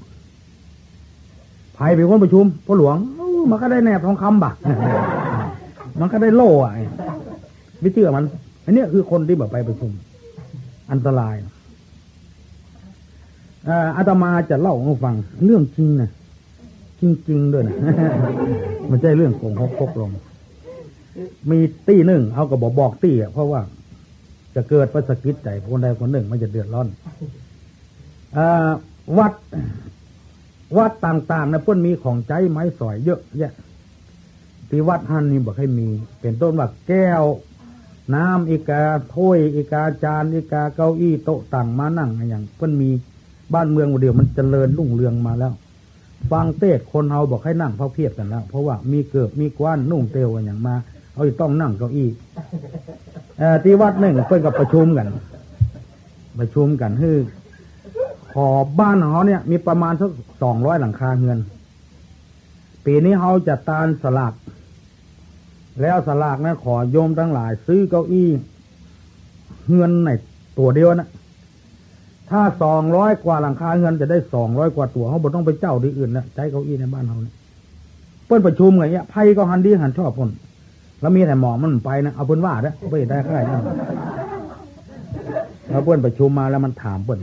ว่าเปิ้นประชุมมาอย่างทุกเจ้ากับผู้ใหญ่บ้านประชุมอย่างโอ้เปิ้นว่าปีนี้จะตานสลากแล้วก็ขอต้นสลากนะเป็นเก้าอี้จะเอาไว้ใจกับบ้านกับจองหลังคาเงินในตวงมันเอาละโลกหัวหมอยนะโอ้ตานบักตานแบนอย่างนี้บ่ะไม่ได้บุญอย่างไรแน่นอนคนในตานคนนั้นเงาบ่ะนั่นแหละผู้เจ้าเขาเกิดจากเจตนานี่ตานบักอย่างนี้ไม่ได้บุญคนในตานคนนั้นเงา5 คนได้ยินท่านใครก็กลัวเงาหรอกเลยไม่ได้สักตัวอันนี้เนี่ยก็เลยได้พ่องมาได้พ่องแทนที่จะได้สัก200 ป่ายมันได้สัก100 ป่ายเพราะมันเป็นคนประกาศในตานที่ตานคือการกำหนดกฎเกณฑ์ว่าตานตะอันบาทตะอีบาทจำนวนตะอันอีอันนี้บ่ได้บุญเพราะว่าถ้าอยากได้บุญจริงๆก็ต้องเกิดจากเจตนาก็เลยมาให้ได้กันอันนี้อยู่สักพักหนึ่งมันจะขึ้นนั้นใหม่เจอแขกมาแล้วกันนี่เอาแล้วก็มองหันลู่ทางแล้วที่จะต้องใจเก้าอี้แล้วหรอกแขกมันมาพอดีก็มายืมถ้วยตัวเอารถมาตัวลวดขนเก้าอี้ตัวอู้ง่ายก็ต้องเขาไปเล่าให้ดูเจ้าฟังดูเจ้าก็ได้ยินนะหันเอาถ้วยขึ้นกระเดียวเอาอย่างเก้าอี้ขึ้นรถดูเจ้ากันกระเดียวก่อนอันนั้นอย่างไรลองอู้กันฟังกันเนาะเก้าอี้เอาไปที่ไหนดูเจ้ามันก็ใจดีสู้เสือนะโอ้อันตุลุงจะขึ้นเงินใหม่นะยังได้มนตุลุงเด้อแล้วเก้าอี้ไปไหนก็เอาไปบ้านนะกันกำเดียวก่อนเขาขอถามกำข้าวเขาประชุมกันจะกินสลากข้าวนั้นไผ่เป็นคนว่าตานกำหนดกฎเกณฑ์ตานบักอย่างนี้บ่ได้บุญไผ่เป็นคนว่าโยกมือไหวดูเจ้าน้ำตาฟังพึกโอ้ผมเนี่ยเป็นคนว่าดูเจ้าขอสมมาเนี่ยเถอะบ่ได้เอาลงก่อนก็หมอลงจะหันหายกันวันนี้เราต้องประชุมกรรมการในก่อนนี่ต้องประชุมกรรมการในก่อนความจริงคนอื่นเพิ่งก็ฮื้อหมอนี่ตุ้งเช่าบ่ฮื้อถึงชอบไปแต่นะไปเจออย่างอีสักสาวอันนี้คือหมู่นี้เอาบนว่าหมดอะถึงข้าวจริงๆมันบอกไปด้วยเพื่อนแล้วก็บอกงูเหลืองงูลาวอันนี้ตัวสำคัญเนี่ยคือทวงความเจริญของบ้านของเมืองเพื่อนหูมันบอกหูเพื่อนได้ยินมันบอกได้ยินแล้วก็ไปสร้างความเดือดร้อนคนไทยเฮานี่บัตันเพื่อนก็เพราะว่าเฮาเอาเพื่อนว่าหมดถึงมันทั้งเศรษฐกิจทั้งการเงินการท้องปัญหาสังคมอย่างต่างๆเฮาเอาเพื่อนว่าหมดไอ้อย่างเพื่อนเสนอมาเฮาก็ใจหมดอันนี้เอาเขาว่าหมดลองสังเกตว่าคนไทยเฮานี่นะคนไทยจริงๆนะ100%นี่นะเลี้ยงหมู200 ตัวไปสำรวจทั่วจังหวัดเชียงใหม่เนี่ย19 อำเภอกับแถม1 กิ่งเนี่ยคนไทย100%นะมีบ่ถึง5 คนลงไปสำรวจที่เลี้ยงหมู200นะจะมีประมาณสัก 3-4 คนก็ว่าบ่มีสักเปอร์เซ็นต์หมูแล้วไผ่เป็นคนเลี้ยงหมูไป200-300น้องพ่อคนที่อื่นหมดอย่างน้อยๆที่สุดก็ชาติอื่นมาผสมกันเนี่ยเกิน 50% 80% นะคนไทยคนนี้เลี้ยงกี่ตัว2 ตัวหรอบุญคิดดินฝากเป็นปืนตัวลูกเนี่ยทำบ้านนอกเขาอย่างนี้นะแต่งงานเหลือเงินซื้อหมูกุ้งประเด็นนี้ลูก3 คนนั่นน่ะไปพอหมูกู้เดียวเท่าเก่านะเนี่ยแล้วเวลาอย่าไปซื้อเอาเปิ้นว่าทำตัวหรอกเขาไปซื้อของเปิ้นนี่เขาถามเปิ้นแล้วเปิ้นมาซื้อของเขาหมูนี่จะซื้อกู้เท่าใดนั่นแหละนาที่เปิ้นจะถามเขานะจะขายเท่าใดเขาจำไปถามมันจะซื้อเท่าใดอย่างนี้เขาเพื่อปฏิราคาเพื่อเซ็ตอ่ะอันนี้เป็นรถเป็นลาเป็นอย่างถึงวันเนี่ยเศรษฐกิจของเขามันย่ำแย่ก็เพราะว่าเขาไปไหลไปต่างประเทศหมดเขาเอาเปิ้นว่าหมดเปิ้นตีราคามาเท่าใดก็เป็นอันเพื่อได้การให้ไปกลัวเป็นกองเขาก็สู้เปิ้นไม่ได้อันนี้ข้อแรกนี่เอาเปิ้นว่ามาบักให้ดีพยายามไปอย่างหูเรื่องหูราวคนบ่ล่ำไปที่ไหนนี่อันตรายมีลายหนึ่งหรอบ่ล่ำไปที่ไหนซะเสือบ่หูบ่ยินอย่างสักอย่างเตือนหนึ่งเขาชวนไปเวียงเนี่ยเข้าเมายังเนี่ย เตียวไปเตียวมาไปหันนาฬิกาเพลงเมื่อแล้วหรอพี่สาว30 ปีแต่ก่อนน่ะราคาเงินแต่ก่อนมันแพงเนาะซื้อของเปิ้น600อ่ะมันม่วนเลยนะเมื่อแฟนบ้านตึ้มเงี้ยอย่างนี้การเนี่ยฟังเพลงนาฬิกาวันค่ำวันค่ำเหมือนเข้าได้เดือนป่ายลานมันหมดอ่ะเพลงกับห้องตอกแตกกับบ่เดินน่ะสะดายเนาะทรายจะได้กับบ่เดินโอ๊ตบ่ได้กับเปิดดูอ่ะส่องไปส่องมาจะจิ้ง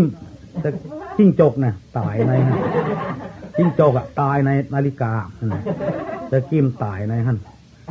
มันส่องไปส่องมามันก็ดึงจะกิ้มมาพอปิ่นพอไปพอมานะโมสังโฆเปิงมันบ่เดินเนาะคนขับมันตาย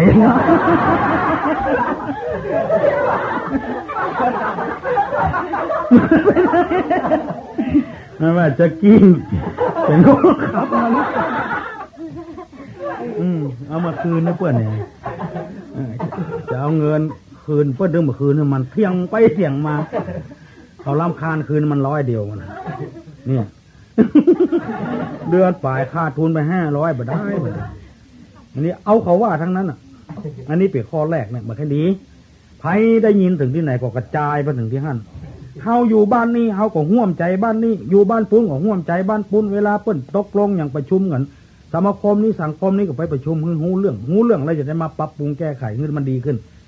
คนบอกหูนี่มันจังยุ่งว่าจังแกล้งเพื่อนมีหันสารพัดอย่างอันนี้เอาเป็นว่า2ดาราตัวแทน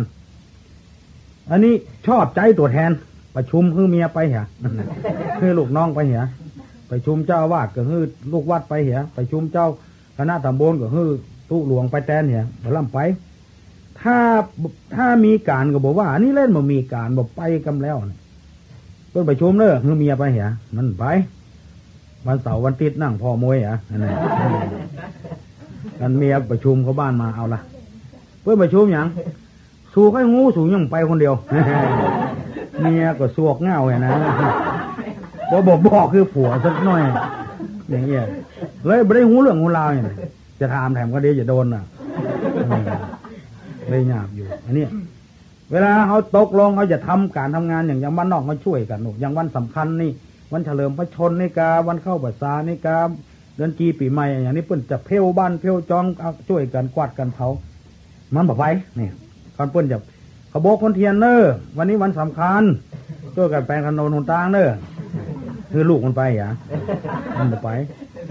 รออายุ8 ปี 9 ปีต้องคือพอหรอกกรรมขบกมันไปเนี่ยการโดยคนใหญ่มันเอาเปรียบกันคนละเรื่องเลยนี่เมื่อใดก็ส่งตัวแทนด้วยคือลูกไปเมื่อเข้าขอรำคาญตาบอกคือกำนันบอกคือพ่อหลวงกำนี้นะคนใดใจลูกมาเนี่ยการนะปั๊บเนอพ่อหลวงเนอเอาเต็มตี้เลยเอาวัน60 บาทตามอัตราค่าแรงของกรรมกรที่รัฐบาลกรมแรงงานวางไว้ไอ้นอกโอ้หัวหน้าไปละกลัวบนปั๊บโลดไปเลยเพื่อนกลัวบนปั๊บหัวขบกอันดีๆมาหมอไปแล้วขบกอันขี้ร้อนนะไปนั่นที่ซอยต้องขลกกันนะเอาหน้าไปกันเพื่อนบกมันก็บกด้วยเพื่อนนะอันเดียวขบกร้อนละมันได้ออกบาออกแห้งแต่งแป้งจีมขบกเลยฮะแตกไม่จะเกิดมายิ่งอย่างโง่คนนี้มันเอาเปรียบเพื่อนกุลายอันนี้เอาดาราตัวแทนใจตัวแทนสมมติว่าเพื่อนมาซื้อของเฮาเพื่อนเอาใบเก้ฮื้อแล้วใจบ่ได้นะเฮาจะใจได้เฮาจะเอากว่ามันก็ไปยอมนะอันนี้เมืองเฮาจะเป็นแผ่นดินทำบาปได้กับคนหมู่เนี่ยคือมันแปลกใจนะอันนี้เอาดาราตัวแทน3 แงนพอหน้านี่คือมาพอเพื่อนเราก็มองในแง่ให้มันถึงมีเป็นคนมองในแง่พอดีเตื้อก็เอาไปแล้วก็ไปเล่าขวัญนะเตื้อมาฟังเทศฟังไปฟังมาเพื่อนม่วนกันมันม่วนเดี๋ยวเก็บไปเล่าขวัญเพื่อนประชุมเพื่อนอย่างกันนะมองในแง่พอดีประชุมก็เหมือนกันแทนที่เขามีไอเดียมีความคิดอย่างแปลกๆเขาจะช่วยกันก็ช่วยให้บ้านนั้นถิ่นนั้นตำบลนั้นอำเภอนั้นมันดีขึ้นมันมาออกความคิดความหันอย่างแงนพอหน้า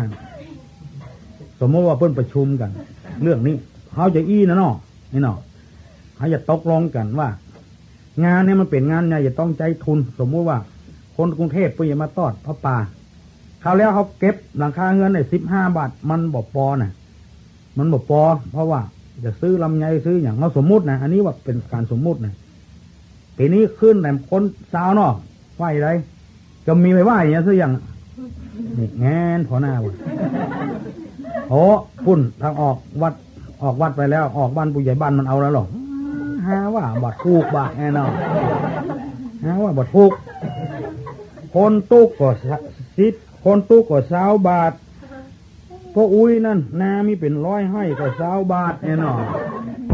อุ้ยคำอยู่คนเดียวก็20 บาทมันไปถูกกันได้จริงว่าแน่นอนอันนี้คือแง่นหัวหน้า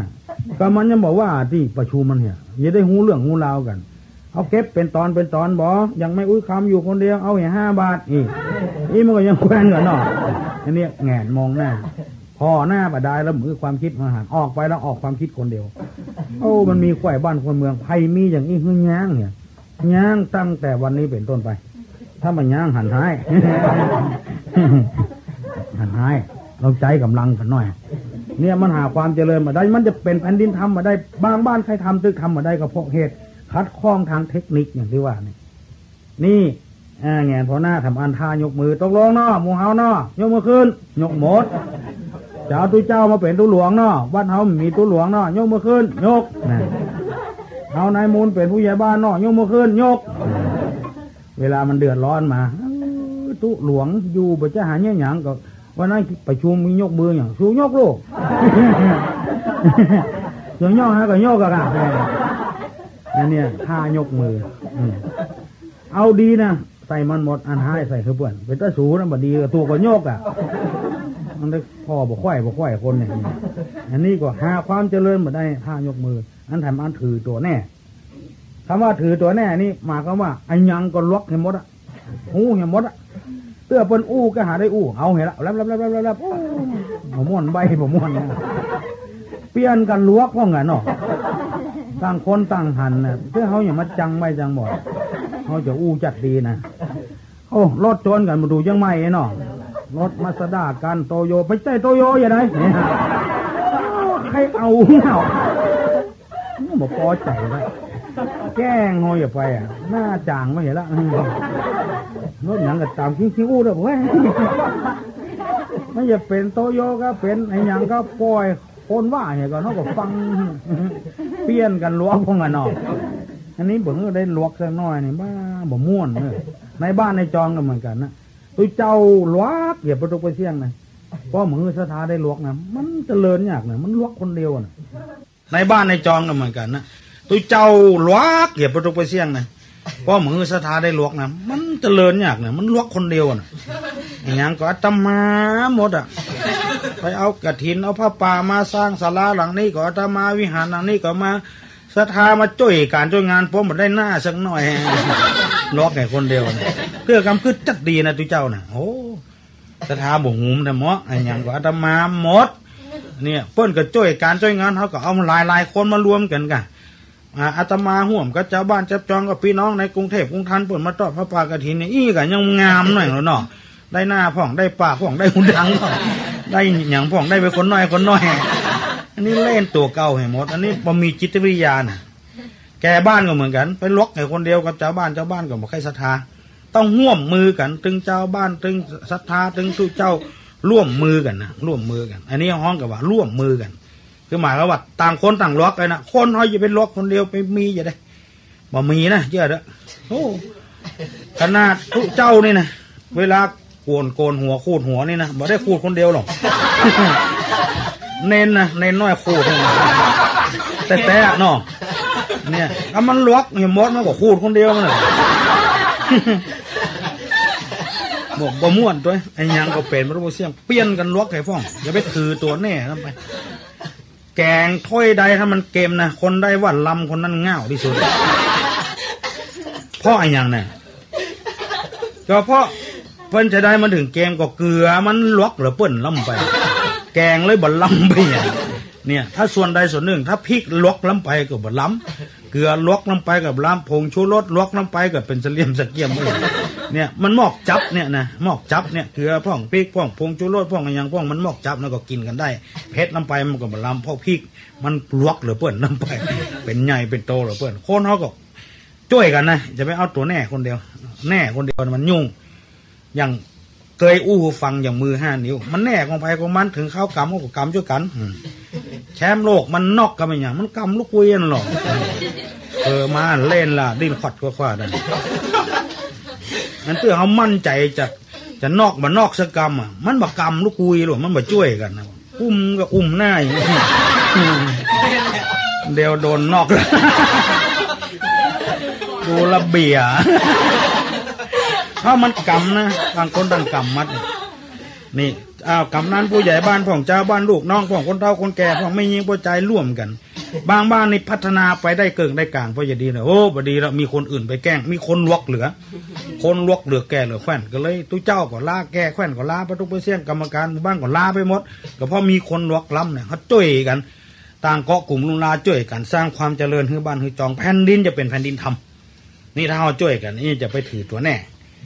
อันสุดท้ายนี่แย่แล้วบอกแก้ไขอันนี้ยุ่งเหรอเปิ้ลนี่ใส่แย่เนี่ยการก็แน่ก็อย่ารับเฝ้าหางก็อย่ารับกับงบเพิ่นเดือว่าเพิ่นจ้างมารับก็จ้างมาเนี่ยการโหดเพื่อนเนี่ยเพราะว่าผู้จัดการผู้จัดการแกล้งฟ้องกาคนอื่นยังบัดดาถ้ามันด่าก็เฮาอย่างเงี้ยก็เปิ้นบัดลับอ่ะตัวลับอ่ะอันนี้เขาต้องแก้ไขนะเปิ้นก็ของเปิ้นก็เป็นกล้าเป็นศีลโลกเขาก็เป็นกล้าเป็นศีลพิจารณาเนื้อทองแท้แน่นอนก่อนที่จะว่านะเปิ้นตัวเขาเนี่ยแย่ที่สุดอาตมาเคยนำเรื่องนี้ไปอู้ไผ่ก็ยอมรับว่าตัวเจ้านี่เตะแบบธรรมโลจี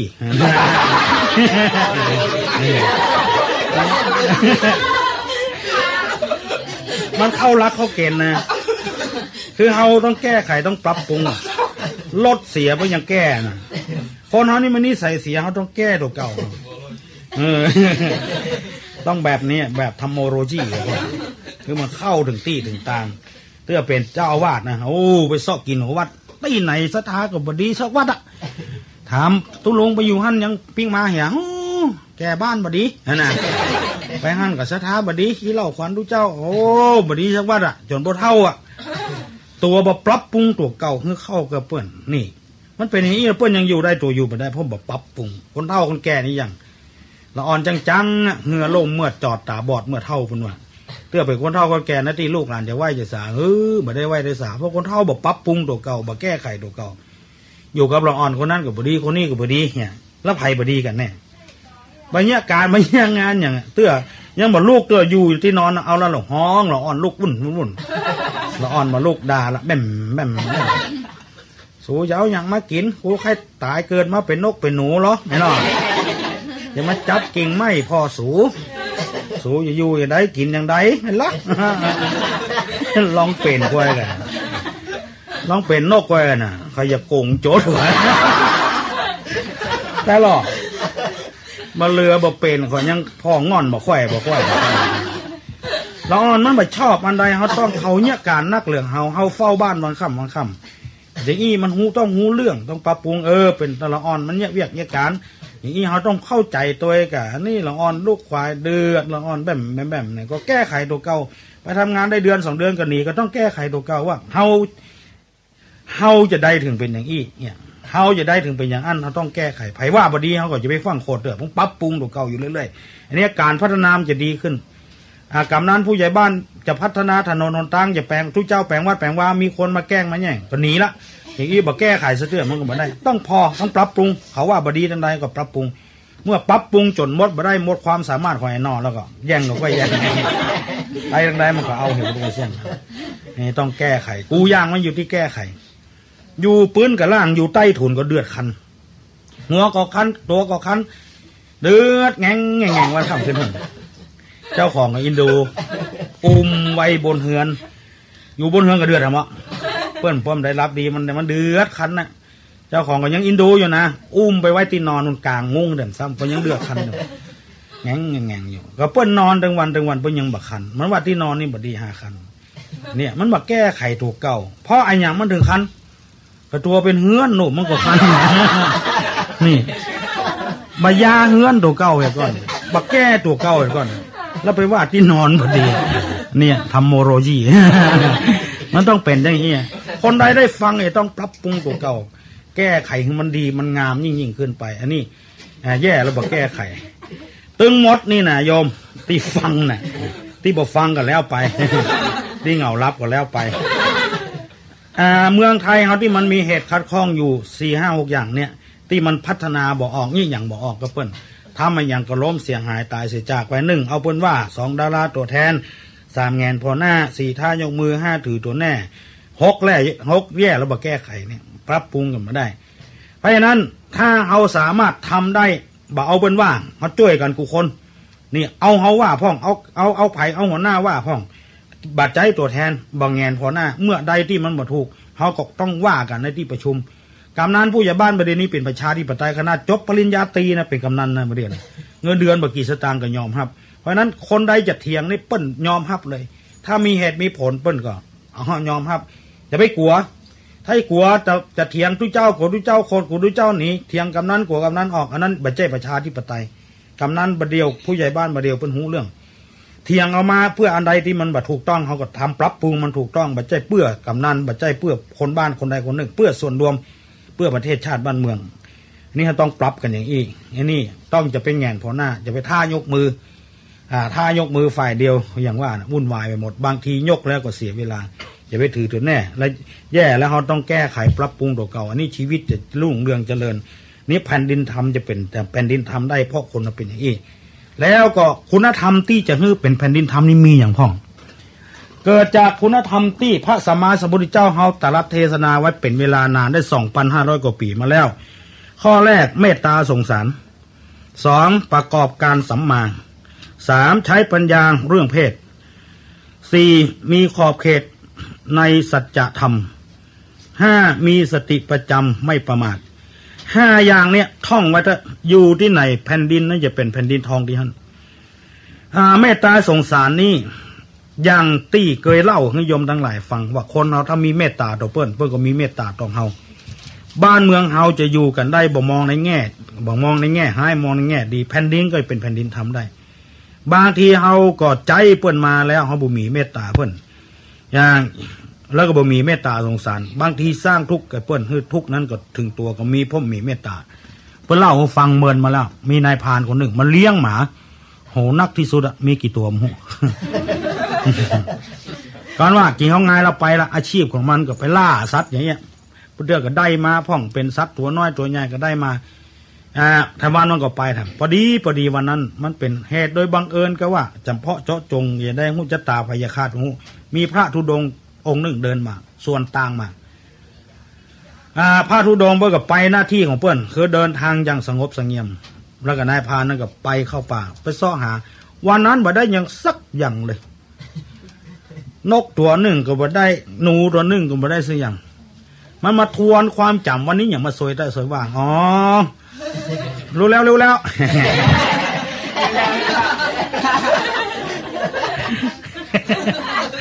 ้องเอ็มร้อยรู้แล้วรู้แ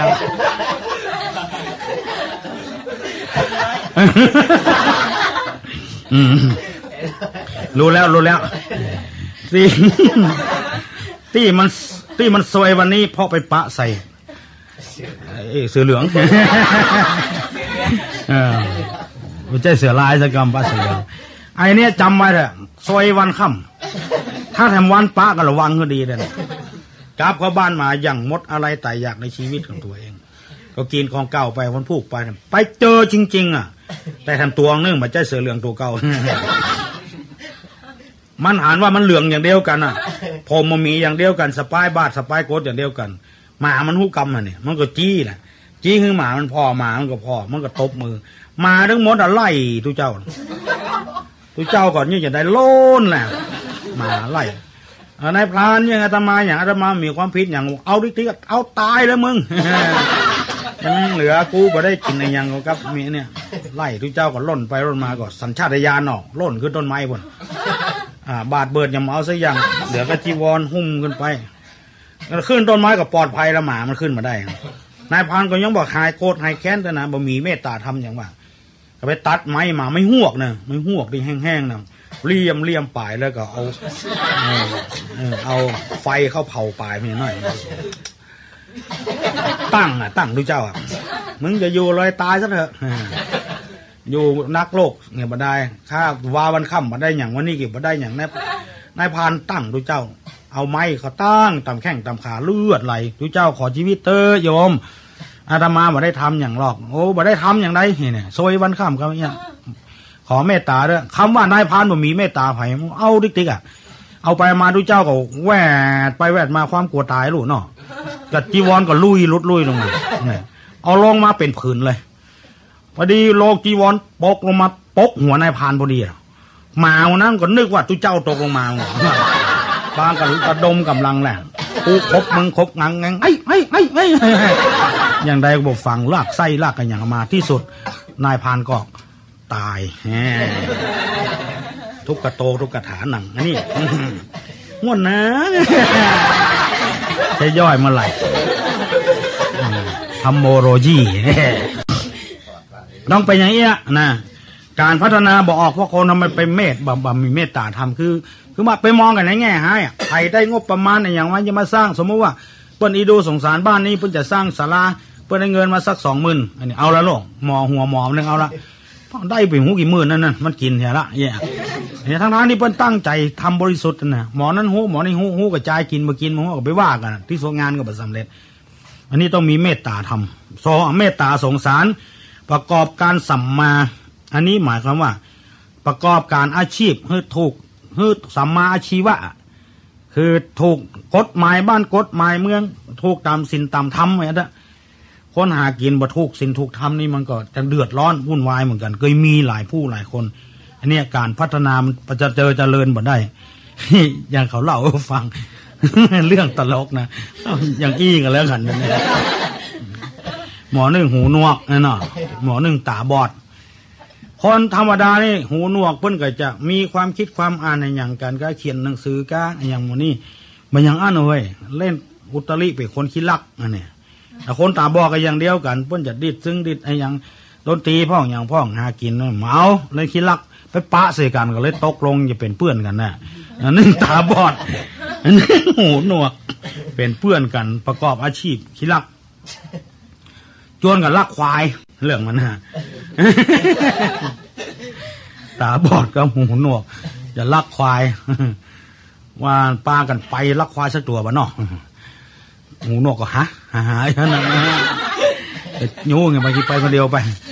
ตัวเนี้ยบ่เนี่ยเนาะพอดีเปิ้นเกี่ยวคาน่ะคนนี่น่ะ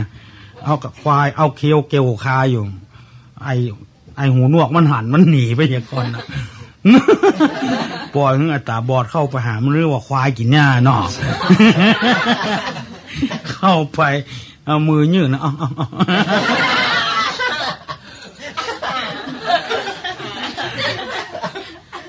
มันนึกว่าควายวันดีคนเกี่ยวหญ้าขอโทษเนี่ยมันโต๊ดเอามืออุ้มโต๊ดแล้วอุ้มดังมันเชือกใส่ดังเหม็นเนี่ย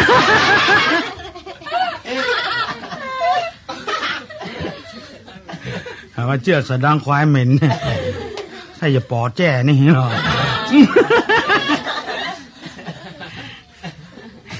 เกี่ยวทำเศร้าหมอเกี่ยวเนี่ย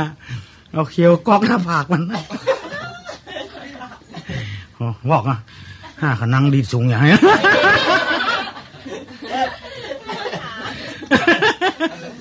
ประกอบอาชีพที่แบบพิษที่มันผิดศีลผิดธรรมตัวบ่มีความรอบรู้สักอย่างเลยบ่ได้สักกรรมขวายเตื้องเอาจวนกันไปลักไก่อ่ะแต่บอดถึงหูหนวกไปเฮ้ยตาบอดไอ้เฮ้ยหูหนวกไปคนลักตาบอดอยู่ด้านหลังจีเอาแม่กาบเนอะเอาตัวนั่นเนอะเนี่ยตัวนั่นเนอะคนตาเอาจีคือคนตาอัดหูหนวกไปคน เจ็บเป็นคนรักกันนะรักไก่เรื่องนี้มันซับซ้อนกันหน่อยคนตาบอดเป็นคนรักคนหูหนวกอยู่ทางหลังจี้ๆเนาะแล้วก็ไอตาบอดว่าอันคิงอย่าไปปากหนึ่งนี่นะคิงอย่าไปปากหนึ่งไอหูหนวกมันได้ยินน่ะเอาแม่กาบกะ เอาแม่กาบกะโอ้ยจะไปอู้ดังเอาแม่ดำกะ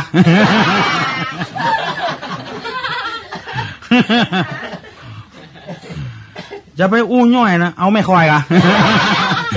มาเข้ากันก็เลยเจ้าของไก่ได้ยิงก็ใส่ไผ่ไม่กาไม่ดำเลยฮะปากันล่นนะล่นคนตีคนตัง ไอ้ตาดีมันล่นนะหูมันหนวกมันล่นเหลือก็ไอ้ตาบอดอ่ะเข้าล่นแวดเฮือนนั่นละ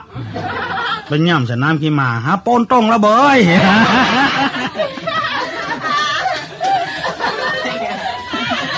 ว่ามันโลดมาถึงโต่งแล้วน้ำขี้มาแท้ๆเจ้าของบ้านไผ่เนี่ยมันเดี๋ยวนี้ต้องล่นแต่มาแล้วย่ำเสร็จต่ำตาเนี่ยบ้านเราว่าต่ำตามันเป็นไม้ที่เปิ้นเงาๆเนี่ยแล้วเปิ้นแปลงด้ามมันแล้วเอาไว้เคาะขี้ควายเนี่ยเป็นห้องต่ำตาภาคนะเนาะมันหงายอย่างแล้วก็ มาตีนไปย่ำก็ใส่พอดีด้ามมันบุกเลยว่าโอ้ยข้ากลัวแล้วไม่ใช่ข้ารักคนเดียวไอ้เขียวหัวนวกแหลมคอ